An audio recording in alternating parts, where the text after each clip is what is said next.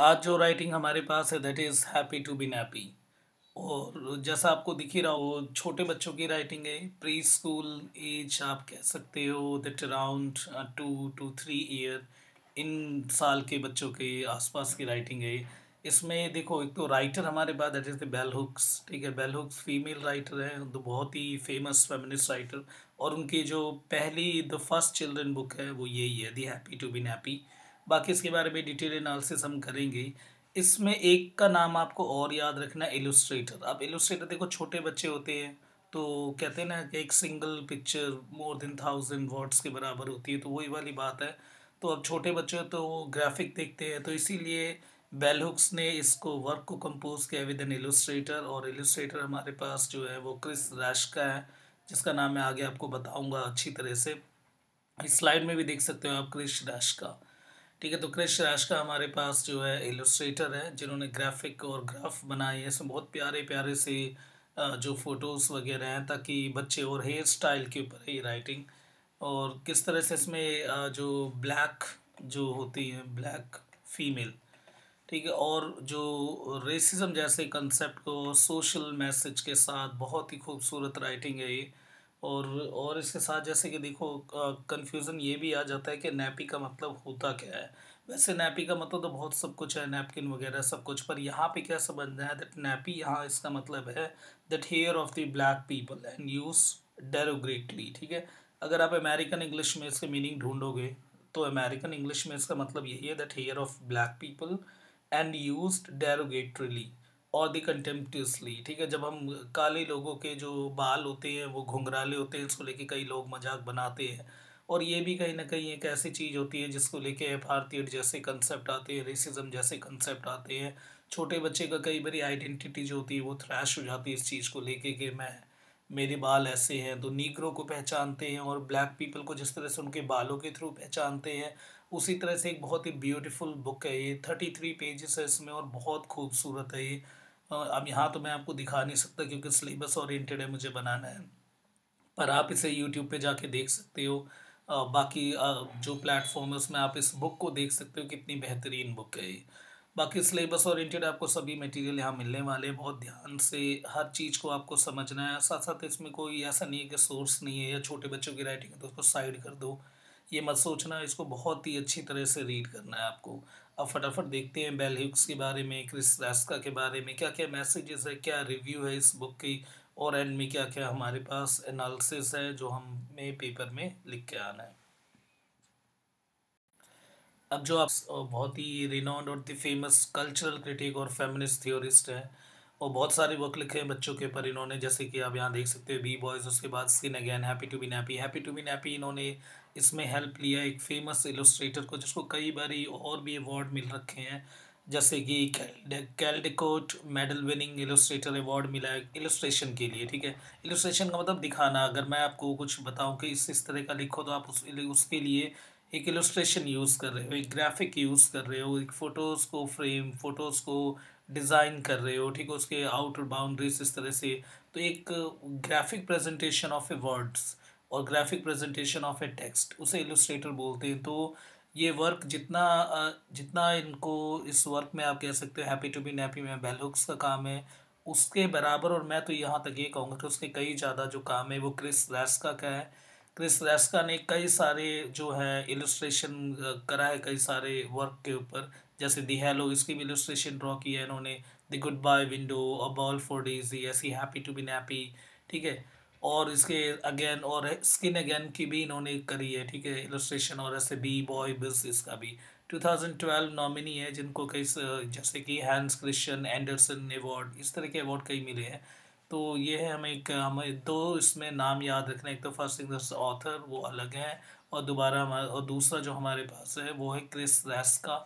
इन दोनों के एफर्ट की वजह से इतनी खूबसूरत जो बुक है वो बच्चों के पास आई है। आज जो है कई स्कूल में, कुछ ऐसे स्कूल्स हैं बाहरले देश में, इंडिया में भी एक दो हैं वैसे, कोई बहुत सारे स्कूल्स में इस तरह की जो किताबें हैं बाहरले देश में वो लगाई जाती है, ताकि बच्चों में जो बेसिकली अफ्रीका और अफ्रीका अमेरिकन, ठीक है, इनमें यहाँ ज़्यादातर लगाई जाती है ताकि जो नीग्रोस टाइप का टाइटल जिन्हें दिया जाता है उनके बालों की वजह से उनका मजाक बनाया जाता है, वो अपनी एक तरह से आइडेंटिटी को स्ट्रांग रख सके। ठीक है, और ऐसा ना फील करे कि वो सब्जुगेट है या डाउनवर्ड है या वो अंदर से डिट्यूरेट टूटने लग जाए, ये सब ना हो। इसीलिए उनके एक माइंड अपलिफ्टमेंट के लिए, उसके बाद अंदर से स्ट्रांग रखने के लिए उन्हें, और ये स्ट्रांग रखने के लिए, और ताकि अपनी आइडेंटिटी को वो प्रिजर्व कर सके। और इस तरह जब तक आइडेंटिटी प्रिजर्व नहीं होगा तब तक आप कल्चरल रूट्स जो है वो डिग नहीं कर सकते। तो कल्चरल रूट को प्रोटेक्ट करने के लिए आईडी और आइडेंटिटी को प्रोटेक्ट करना बहुत ज़रूरी है। तो सोशल आइडेंटिटी जैसे कंसेप्ट और रेसिज्म को, हमें रेसिज्म जो है इस तरह के जो अफ्रीकन्स हैं और अफ्रीको अमेरिकन्स जो है उनको ये नहीं समझना कि वो ब्लैक है या उनके हेयर इस तरह से हैं तो वो बहुत ही ज़्यादा अपने आप को गिरा हुआ समझे, इस तरह के ना हो। तो वो जो शैम फीलिंग है उसको हटा के ये भी एक तरह से लिबरल एयर को फील करे, और बाकी जिस तरह का जो लुक है और जो अपीयरेंस जो आती है हेयर को, उसको हटा के ये भी बाकियों की तरह सोचे और बाकी के लेवल में नहीं। तो इक्वालिटी जैसे कंसेप्ट को, एपार्थीड जैसे कंसेप्ट को, रेसिज्म जैसे कंसेप्ट को, सोशल डिलेमा जो है उन सबको हटाने के लिए बहुत ही खूबसूरत राइटिंग है, विद जिसको लिखा बेल हुक्स ने है, और बाकी जो इलिस्ट्रेशन का काम है वो क्रिस रैस्का ने किया है। अब यहाँ से इंट्रोडक्शन देखते हैं। इंट्रोडक्शन में क्या क्या है, ताकि आप जब आंसर राइटिंग लिखो तो इन सबको आप वहाँ पे लिख सको। ये की फैक्ट्स है, बहुत ज़रूरी है। देखो, first thing the title is happy to be nappy. उसके बाद ऑथर क्या है, बेल हुक्स। उसके बाद इलस्ट्रेटर एंड फोटोग्राफर जो इसमें क्रिस रैस्का। 33 पेजेस की बहुत ही खूबसूरत बुक है। हाइपीरियन पब्लिशर है इसके। उसके बाद हाइपीरियन से पब्लिश हुई है। योनरा रियलिस्टिक फिक्शन में आती है, दिस इज़ इम्पॉर्टेंट, ठीक है। ये रियलिस्टिक और उसके बाद फिक्शियस राइटिंग है, क्योंकि बाल उसमें ऐसे ऐसे दिखा रखे हैं छोटे छोटे बच्चों के। हर बाल को जो है वो एंजॉय कर रहे हैं, चाहे वो कॉटन टाइप हो, चाहे वो स्ट्रेट हो, चाहे वो राउंडेड हो, किसी भी तरह के जो हेयर स्टाइल है, शॉर्ट हो चाहे वो लॉन्ग हो, उन सबको। तो रियलिस्टिक फिक्शन राइटिंग है फिक्शन पर रियलिस्टिक ग्राउंड पे डिजाइंड है, बहुत इंपॉर्टेंट जॉनरा, ठीक है। एनालिसिस में आपको करना है, happy to be nappy is a celebration of all the different hair styles that black girls have. ठीक है, तो ये बहुत इंपॉर्टेंट है, हर एक में लिख के आना है आपको। हैप्पी टू बी नैप्पी एक सेलिब्रेशन है, किस तरह के भी हेयर स्टाइल है जो ब्लैक गर्ल्स के ऊपर है, वो सबको वो एंजॉय करेंगे, वेदर द लॉन्ग और द शॉर्ट, चाहे वो लंबी हो चाहे छोटी हो, चाहे स्टाइल हो या नॉट स्टाइल हो।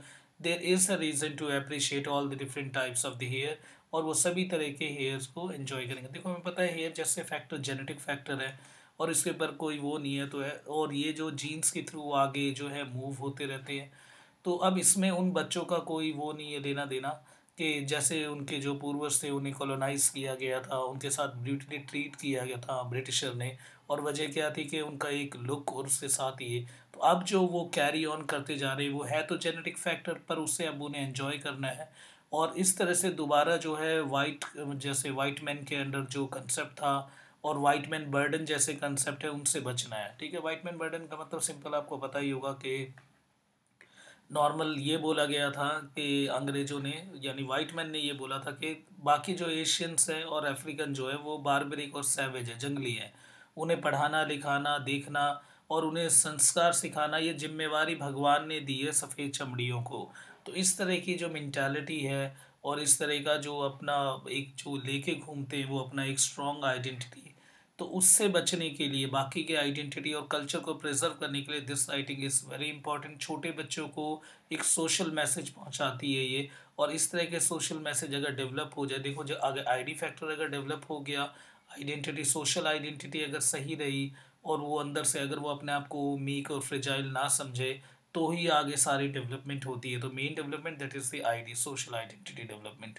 और रेसिज्म जैसे कि अपने आप को ब्लैक और नीग्रो और फिर ऐसे हेयर की वजह से वो अपने आप को बाकी से कम समझे, तो यहाँ पे बहुत ज़्यादा जो है वो कुछ हो, जैसे सोशल आइडेंटिटी जैसे कंसेप्ट डिज़ोल्व हो सकता है, जिसकी वजह से सुसाइड जैसे अटेम्प्ट होने लग जाते हैं, या फिर डिप्रेशन जैसा कंसेप्ट आने लग जाता है। तो इतना बेस साइकोलॉजिकल कंसेप्ट भी है इसमें, रियलिस्टिक कंसेप्ट भी है इसमें। तो इन सब का एक ब्लेंड है, बहुत ही खूबसूरत एक ग्राफिक राइटिंग है। अफ्रीकन अमेरिका वाले जो अमेरिका में जाके बस गए थे, ये आपको पता होगा थोड़ा बहुत हिस्ट्री में कि किस तरह से जो अफ्रीकन को साउथ अमेरिका में लेके आया गया था उनसे काम करवाने के लिए, और बहुत ही बुरी तरह से ट्रीट करते थे वो। कुछ इंडियंस को भी लेके आया गया था, अफ्रीकन्स को भी लेके आया गया, उनसे काम करवाया गया। तो अफ्रीकन आ गए, तो अफ्रीकन अमेरिकन का मतलब जो अमेरिका में अफ्रीकन लोग हैं जिनको ऐसी आइडेंटिटी दी जाती है। ऐसी कल्चरल क्रिटिक, फेमिनिस्ट थ्योरीज, ठीक है, ये सारी है। किसके बारे में बता रहे हैं आप? बेल हुक्स के बारे में, जो कि हम पहले ही पढ़ चुके हैं। उसके बाद इन्होंने अफ्रीकन अमेरिकन ऑथर और जो है nappy hair, the clearly not the socially and the politically controversial text रहा ये, क्योंकि देखो इस तरह के वो कंट्रोवर्शियल रहेंगे ही कि ये जो वाइट मैन वगैरह हैं, यानी जो अमेरिकन है, वो ये बोलेंगे कि हम इस तरह के नहीं हैं, हमारा पॉलिटिकल जो है यानी जो बिल ऑफ राइट्स है वो काफ़ी फ्रीडम प्रोवाइड करता है। तो इस तरह की चीज़ है, तो कंट्रोवर्शियल रहा ये वर्क। पर फिर भी इसको एंड में जो है एक्सेप्टेंस ऑफ द, इसमें देखो एक पॉजिटिव मैसेज है, ये रखी गई बात बिल्कुल, about the personal and the communal acceptance of the black folks hair, particularly the little girls that hear happy to be nappy. छोटी लड़कियों के लिए कि भाई जैसे भी तुम्हारे बाल हैं उसको लेके तुम खुश रहो, और ऐसा नहीं है कि तुम नैपी जैसे फीलिंग रखो। नैपी का मतलब क्या है? जो हेयर, जो ब्लैक पीपल के जो हेयर होते हैं वो काफ़ी ही डेरोगेटली होते हैं, तो इस तरह की चीज़ें नहीं सोचना। उसके बाद इस तरह के ये और भी एक वर्क है, एक डिस्कोर्स है। Discourse again it mean this scientific way of moving towards any writing. हम उसको एनालिसिस कर रहे हैं, उस साइंटिफिक बेस ऑफ एनालिसिस कर रहे हैं, दैट इज डिस्कोर्स। तो ये discourse about the gender and the racial politics of here, बहुत बहुत इंपॉर्टेंट, ठीक है। इस लाइन को डायरेक्टली आपको लिख के आना, इट्स अ डिस्कोर्स। ये वर्ड छोटा मोटा नहीं है कि सोचो इसको हटा के हम सीधा लिख देंगे, डिस्कोर्स ही लिखना, it's a discourse about the gender and the racial politics of hair, dedicated to her niece. अपने दो नीस के ऊपर डिज़ाइन करा था बेल हुक्स ने ये वर्क को, कैट्रिसी एंड दिसारा। और उनका मानना था कि उनकी जो नीस है, बेशक उनके बाल कैसे ही हों, पर वो the sweetest of the sweet है। तो हिस्टोरिकल ग्राउंड है इस वर्क का, कि हाँ भाई आइडिया कहाँ से मिला और किसके ऊपर बेस्ड है। एक बहुत ही पॉजिटिव एसेंस इस राइटिंग का, जो कि जेंडर पॉजिटिव मैसेज लेके आती है by unilaterally challenging and replacing the negative images and attitude about the black people hairs and its texture, its length, its grade, its shapes, and unquestionably celebrated ones and their deemed self-empower and unite। ये सारी lines बहुत important है। इस lines को as it is आपको पूरा देख लो, और यही लाइन एज इट इज़ आपको लिख के आनी है, बहुत ही खूबसूरत लाइन है। अब यहाँ से हम देख सके कि रिव्यू क्या है हैप्पी टू बी नैप्पी का। अब with the powerful narrative and the address, देखो बहुत ही अच्छे नैरेटिव कंसेप्ट यूज़ करें, बेशक ग्राफिकल वे है नैरेटिव का, पर फिर भी देखो उसमें रेस, जेंडर, क्लास, कल्चरल, इन सबको मेंशन कर रखा है। उसके बाद देखो ग्लोरिया जीन वाटकिंस। आपको सोचोगे आप ये ग्लोरिया जीन वाटकिंस कौन है? ये बेल हुक्स ही है, ठीक है। बेल हुक्स पेन नेम है उनका, और ये ग्लोरिया जीन वाटकिंस उनका रियल नेम है। Has contributed to a large controversies about this social inequality के ऊपर बहुत सारे वर्क लिखे उन्होंने, स्पेशली द ब्लैक वुमेन के ऊपर। Her published work are under the name of the bell hooks. तो एक चीज़ आपको और फैक्ट याद हो गया, दिस इज फैक्ट, ठीक है, ये फैक्ट है, याद रखना। द ग्लोरिया जीन वाटकिंस और द बेल हुक्स दोनों सेम है। उसके बाद इन्होंने टीचिंग करी, और एक प्रोलिफिक राइटर थी, important message to share. The hooks release the first, इनकी फर्स्ट पब्लिश जो है children book, that is happy to be nappy, कब पब्लिश की गई? 1999। Written at the ages of, किन बच्चों के लिए लिखी गई है? 3 साल के आसपास के बच्चों के लिए, प्री स्कूल और द एलिमेंट्री ईयर्स के लिए। उसके बाद इन्होंने यहाँ पे बता रखा that young girls to celebrate the beauty of their hair. ये वर्क का है ही क्या, इंस्पायर करना, जो छोटी छोटी लड़कियां हैं, ब्लैक लड़कियां, उन्हें अपने बालों को एंजॉय करना है, और उन्हें समझना है जिस लाइक सॉफ्ट लाइक कॉटन, कुछ को समझना है फ्लावर पेटल, ठीक है। तो किससे कंपेयर किया गया? जैसे कॉटन से, फ्लावर पेटल से। तो बहुत अच्छे अच्छे यहाँ पे सिम्बल्स यूज़ करे गए, सारे पॉजिटिव सिम्बल है, और पॉजिटिव सेंस डाला गया सिंबल में। The full of the phrase and the fuse, ठीक है, पूरा अच्छी तरह से घुंघराले, प्यारे, खूबसूरत, इस वे में देखना है। Although written with the focus of the African और the African American girls, the narrative encourages all the reader to see the beauty within them. तो इसका मेन थीम क्या है कि अपने अंदर ही देखना खूबसूरती को। She offer this lyrical celebration of a long short hair, twisted hair, ये सब मैंने उसमें पीछे वाले में भी देख बताया था, आप वहाँ से भी इसे कर सकते हो। That young girls should feel empowered, ये एम्पावरमेंट की भी राइटिंग है छोटी लड़कियों का। Their the ability to show their individuality, ताकि वो दिखा सके, बेशक वो सबसे अलग हो, पर फिर भी उनके इस अलग में भी बहुत खूबसूरती है। They are the of the love and the acceptance the way they are, जैसे भी है उन्हें खूब हक है प्यार करने का और करवाने का भी। ठीक है, the diminish the true character of them self, यही जो भी सच है वो बहुत ही खूबसूरत है। To give this story the great impact the bell Hooks teamed up with the well known illustrator, एक बहुत अच्छे इलस्ट्रेटर का, जो बहुत अच्छे वेल नोन इलस्ट्रेटर का इन्होंने जो है हेल्प ली। Then his bold images pair perfectly with the Hooks, उनकी बोल्ड इमेजेस और परफेक्ट इमेजेस और बुक, और उसके साथ साथ जो है हुक्स का एक एक्सिब्रेंट नरेटिव, एक परफेक्ट नरेटिव, इन दोनों का जो है तो टीम एफर्ट वर्क है, या हम कह सकते हैं दो लोगों ने मिलके और बाकी लोगों ने आइडियाज़ दिया, उसके बेस पे इस वर्क को रखा गया। Two-time winner of the prestigious Caldecott Medal for the illustration in the children's book, दो बार अवार्ड मिल रखा है। ठीक है, ये बता रहे हैं क्रिस रेस्का के बारे में। द रेस्कास विजुअलाइजेशन बहुत ही क्लियरली पोर्ट्रे किया गया है, और जो कि हुक्स ने लिखा, जो भी लिखा है उसको बहुत ही खूबसूरती की तरह पिक्चर के थ्रू प्रेजेंट किया गया, और पिक्चर के थ्रू प्रेजेंट करना ज़रूरी है क्योंकि छोटे बच्चों की राइटिंग है, इसलिए। When they're looking through the book, the reader appreciates the meaning of the doing here. Had Hooks, उसके बाद हुक्स ने एक सोशल इवेंट को मैसेज किया है यहाँ पे, which girls love the share time, told stories and a strong sense of comfort. इसमें दिखा रखा है किस तरह से जो ब्लैक लड़कियाँ हैं वो हंस रही है, टाइम को शेयर कर रही है, कहानियाँ बता रही है, और साथ ही साथ बहुत ही कंफर्ट फील कर रही है जैसे भी उनके हेयर है उसको लेके। अब यहाँ से कंटेंट है आपको काफ़ी बेस्ट है आपसे, अगर आपने चैनल को सब्सक्राइब नहीं करा तो यार प्लीज़ करो। ठीक है, ताकि हमें एक पॉजिटिव मोटिवेशन मिलता रहे। तो अब चलते हैं, मूव करते हैं ना कंटेंट की तरफ। काफ़ी मटेरियल आपको मिल जाएंगे ताकि आपके आंसर जो है वो बेहतर हो सके। ठीक है, अब मूव करते हैं हम कंटेंट की तरफ। स्टार्टिंग करनी है, that happy to be nappy is a children's picture book, important है। ठीक है, written by the renowned feminist author the bell hooks and illustrated by the Chris Raschka, दोनों का नाम लिखना है भाई।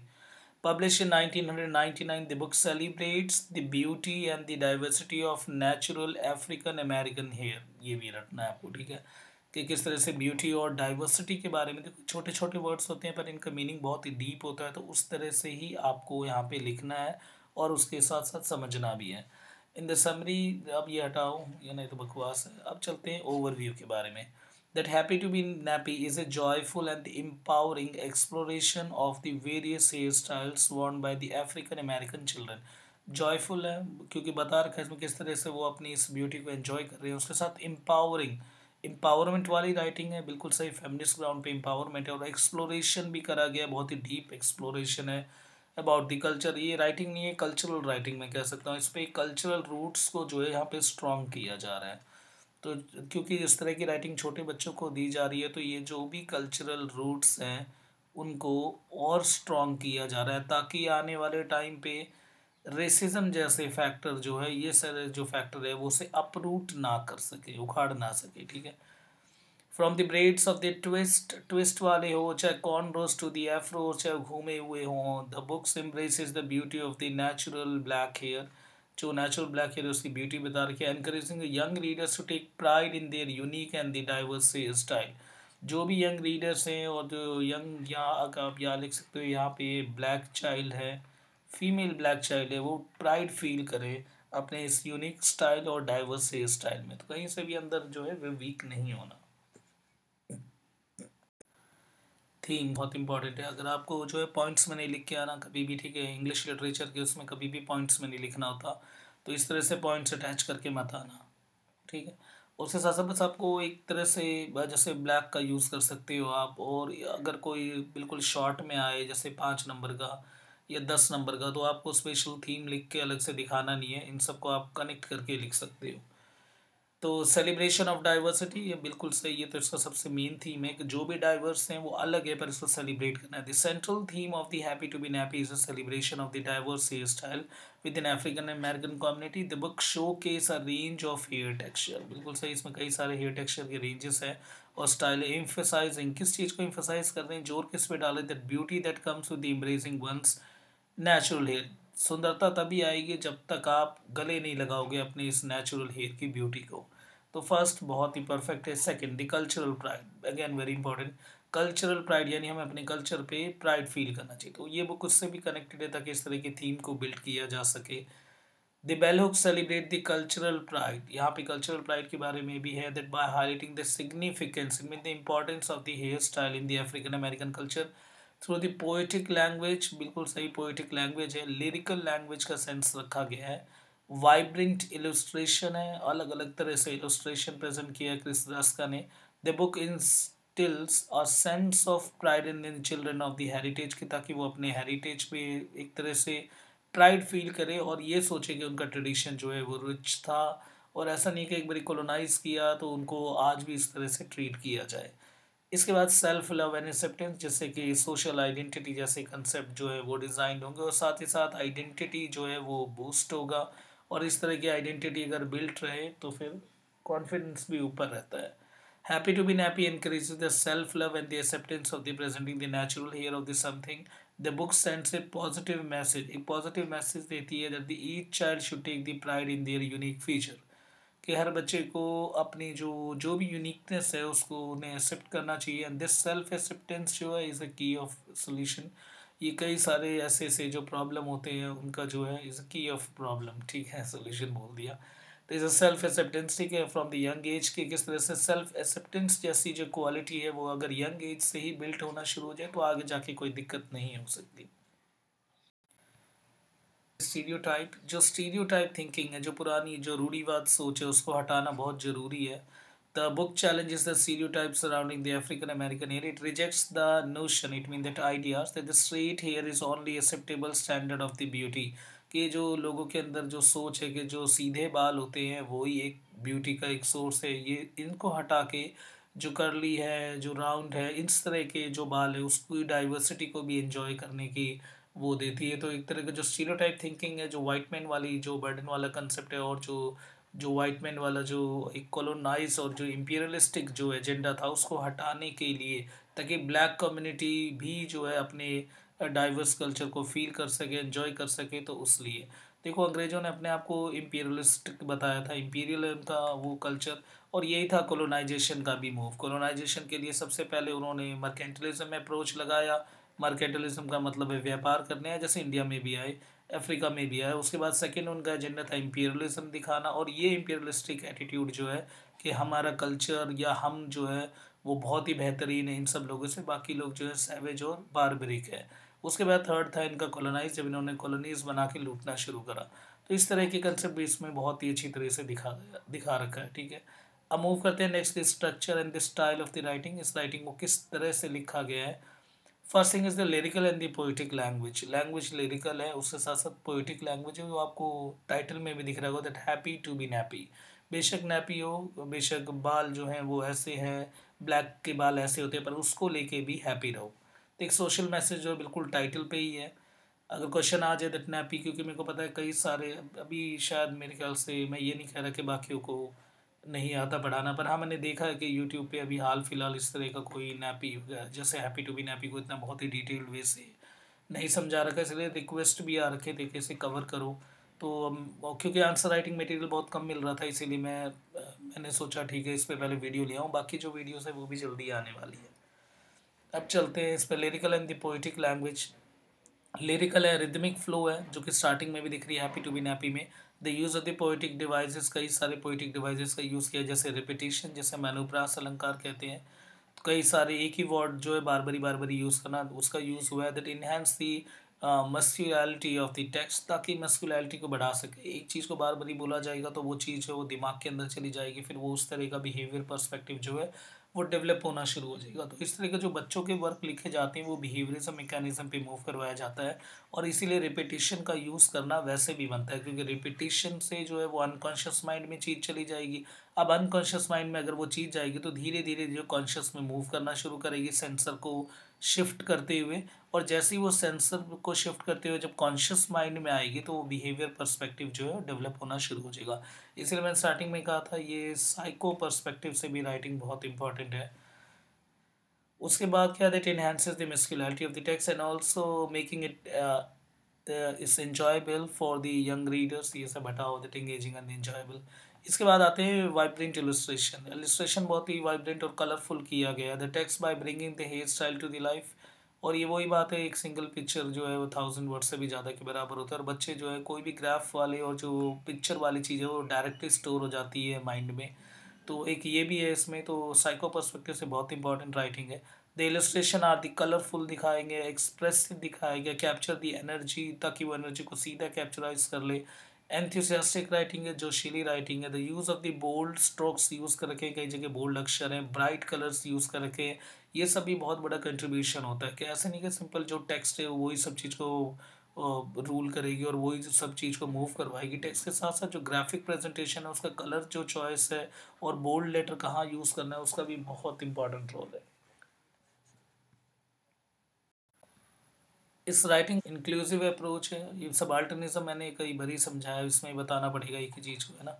सबाल्टन का सिंपल मतलब देखो क्या होता है, जैसे कि जो आउट स्ट्रीम में होंगे और जो मेन स्ट्रीम में होंगे। जो मेन स्ट्रीम का मतलब क्या, जिन्हें बाकी राइट्स मिलते हैं, बाकी किसी भी कंट्री के हों, अगर उन्हें सब कुछ राइट्स मिल रहे हों, सब उन्हें फैसिलिटीज़ मिल रही हो, तो वो जो है, और वो लोग जिनको वो सारी फैसिलिटीज़ नहीं मिल रही, जो इस मेन स्ट्रीम से बाहर है, उन्हें सबाल्टन बोला गया है।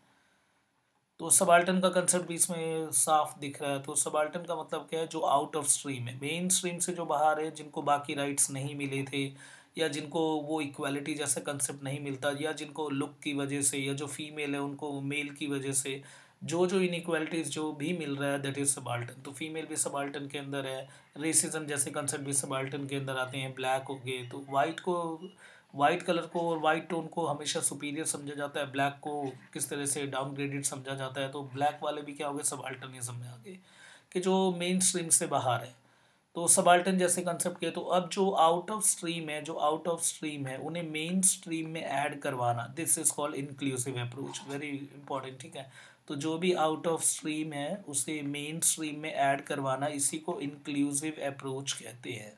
तो ये बुक जो है वो इंक्लूसिव अप्रोच में ही है। इंक्लूसिविटी इसका सेंट्रल, मैं ये भी कह सकता हूँ, थीम हो सकता है, कि इंक्लूसिवनेस इसके टाइटल पे भी देखने को मिलता है। तो बहुत बहुत इंपॉर्टेंट है। तो आपको ये लिख के आना है, सबाल्टन जैसे कंसेप्ट को, ये जो है जो सबाल्टनिज्म जो कंसेप्ट है, पहले ये बताना, फिर आपको बताना कि जो मेन स्ट्रीम में, आउट ऑफ स्ट्रीम में उसे सबाल्टन बोलते हैं। इंक्लूसिव एजेंडा है ताकि आउट ऑफ स्ट्रीम को मेन स्ट्रीम से कनेक्ट किया जा सके। तो यहाँ पे है कि जेंडर नॉर्म्स को हटाना, both boys and the girls को, और जेंडर डिस्पैरिटी को, उसके साथ साथ जो रेसिज्म जैसे कंसेप्ट को, उन सबको हटा के आउट ऑफ स्ट्रीम से मेन स्ट्रीम से कनेक्ट करवाना, यही सारा जो है इंक्लूसिव अप्रोच और इंक्लूसिविटी के ऊपर ये राइटिंग डिज़ाइन है। कल्चरल रेफरेंसेस है थ्रू आउट द बुक, कई सारे कल्चरल रेफरेंसेस है हेयर स्टाइल को लेके। The this helps the children understand the significance of this hair style. तो इस हेयर स्टाइल का सिग्निफिकेंस और इसकी इम्पोर्टेंस, यानी कल्चर का जो रूट है उसको स्ट्रॉन्ग करना, इसका अगेन एक इम्पॉर्टेंट थीम है। इस ये देखना क्या क्या मैसेज जो है लीड करती है writing.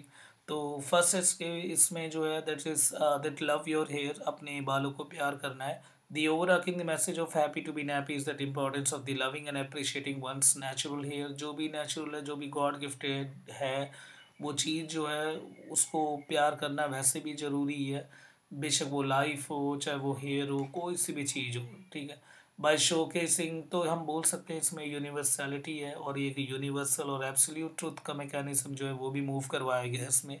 By showcasing a variety of the hairstyles, the book encourages the children to embrace the unique qualities।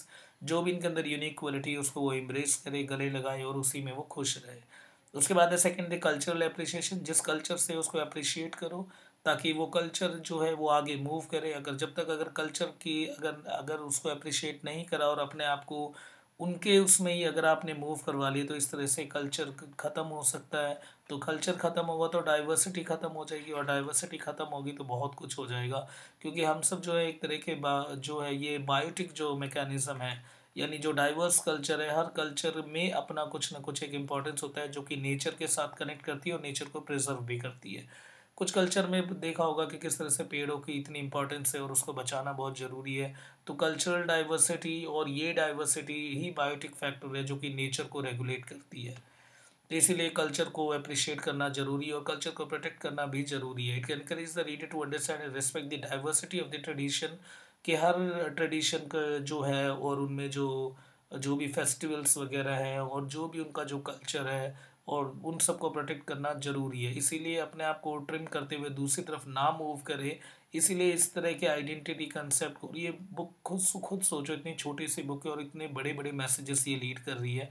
इसीलिए राइटिंग बहुत इंपॉर्टेंट है, ताकि आईडी जैसे फैक्टर को डेवलप कर दे छोटे बच्चों में, वो अपने कल्चर को आगे प्रिजर्व भी करे और उस कल्चर को लेके वो शेमफुल ना फील करे, जबकि प्राइड फील करे। अगर ऐसे करेंगे तो ही वो कल्चर प्रोटेक्ट रहेगा। कल्चर प्रोटेक्ट रहेगा तो आगे बायोटिक फैक्टर जो है, और उसके बाद जो हमारा जो कनेक्टिविटी है नेचर के साथ, एक जो हमारा एक बॉन्ड है, वो भी प्रिजर्व रहेगा नेचर के साथ। इससे नेक्स्ट जो हमारे पास है individuality and the self expression. Individuality इसका बहुत अच्छा है। जैसे हो वैसे उसमें खुश रहो, अपने आप को एक्सप्रेस करना आना चाहिए, क्योंकि एक ह्यूमन ही एक ऐसी चीज़ है जो कि अपने आप को एक्सप्रेस करते हैं। अगर आपका एक्सप्रेशन अगर एक्सप्रेस नहीं कर पाओगे अपने आप को, तो आपकी लैंग्वेज का कोई फ़ायदा नहीं है। फिर इस तरह से आप सब भी क्या हो जाओगे, एक म्यूट जो है वो म्यूट कैरेक्टर हो जाओगे इस पूरी दुनिया के। तो इस म्यूटनेस को हटाने के लिए एक्सप्रेशन करना बहुत ज़रूरी है। और इसे एक्सप्रेस तभी इंसान कर सकता है जब वो शेमफुल जैसी फीलिंग उसके अंदर ना हो। और उसको हटाने के लिए उसको प्राइड फील करवाना पड़ेगा अपने कल्चर के रिगार्डिंग। तो इतना सब कुछ है कि ह्यूमन क्वालिटीज़ को और होमोसेंट्रिसिज्म को सच में रियल में एंजॉय करने के लिए एक्सप्रेस करना बहुत बहुत ज़रूरी है। उसके बाद expression as an integral part of the identity, उसको प्रिजर्व करा है इस राइटिंग ने। चल जो एक तरह से सबने एक प्रॉपर वे सेट कर रखा है कि जो इस तरह के बाल होते हैं वो होने ज़रूरी है, लंबे बाल होने चाहिए, इस तरह के एक ब्यूटी स्टैंडर्ड सेट कर रखा है एक कन्वेंशनल ग्राउंड पे कि ठीक है इसी को हम ब्यूटी कहते हैं। उस तरह के जो चीज़ है वो जो स्टैंडर्ड है उसको हटाना, तो एक फैशन बेस्ड राइटिंग भी है ये। फैशन इंडस्ट्रीज़ को भी यहाँ पे बताया जाता है कि किस तरह से फैशन को कनेक्ट होना चाहिए कल्चर के साथ, और उसको कनेक्ट होना चाहिए इस आईडी कंसेप्ट के साथ, ताकि कल्चर फैशन का मतलब वो ही नहीं है कि सिंपल जो कन्वेंशनल मेथड आते चले जा रहे हैं, जो पहले से मेथड है उसी को वो जो है मूव करवाए आगे। तो फैशन इंडस्ट्री को एक स्ट्रॉन्ग मैसेज है, ताकि कल्चर और फैशन, कल्चर के रूट्स फैशन में होने चाहिए। फैशन का रोल खाली कन्वेंशनल मैकेनिज्म पे डिज़ाइन ना हो, जबकि वो कल्चरल जैसे फैक्टर को भी आगे लीड करे।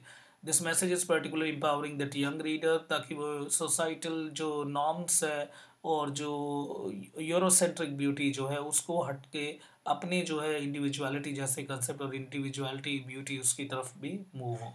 ये कंक्लूजन है बहुत ही खूबसूरत, हर राइटिंग में आपको लिख के आना है, इससे कनेक्टेड राइटिंग में, हर राइटिंग में नहीं। तो happy to be nappy the bell hooks delightful and empowering the children's book the celebrate the beauty of the natural African American, ये नॉर्मल है थ्रू द लिरिकल लैंग्वेज। बिल्कुल सही, ये देखो बढ़िया है। लिरिकल लैंग्वेज के साथ साथ वाइब्रेंट इलस्ट्रेशन के साथ साथ पावरफुल मैसेजेस के साथ साथ बुक में children to take the pride in their cultural heritage, embrace their unique hair style, challenge the societal beauty standard. बहुत ही खूबसूरत लाइन, ठीक है, ये लाइन आप लिख के आओगे तो आपके नंबर वैसे ही बहुत अच्छे जाएंगे। इंक्लूसिव रिप्रेजेंटेशन रखा गया है, पॉजिटिव एफर्मेशन रखा गया, बिल्कुल पॉजिटिव साइड रखा गया, ये बहुत बहुत इंपॉर्टेंट। तो यहाँ पे वेरी वेरी वेरी इंपॉर्टेंट लगा लो। That happy to be nappy remains a timeless, impactful work and contributes to the ongoing conversation and diversity of self-love। बहुत ही खूबसूरत। मैं तो कहता हूँ अगर स्टार्टिंग इससे कर लो या फिर नहीं तो फिर एंडिंग इससे कर लेना।